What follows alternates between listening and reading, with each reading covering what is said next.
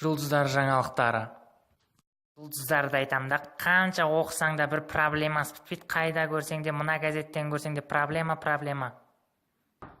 Ерке Есмаханның әні миллион просмотр жинады. Үйбай, жаным, Ерке Есмаханның миллион просмотр жинады дейді ғой әні. Қандай ән айтқан өзі? Димаш Құдайберген Қытайды жеңіп, атақты әнші атанды. Үйбай, Димаш та Қытайды жеңді дей ме? Сонда оның дауысы қандай болған өзі?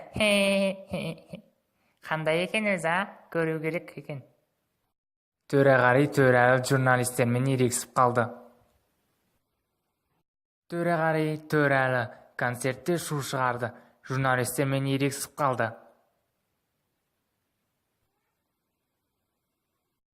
Осы Төреғалиді айтам да, өзінің шу шығармайтын жері жоқ екен, барлық жерде ұрыс шығарып жүреді. Тыныш жүрмей ма одан да? Енді халықтың бетіне қалай қарамақшы?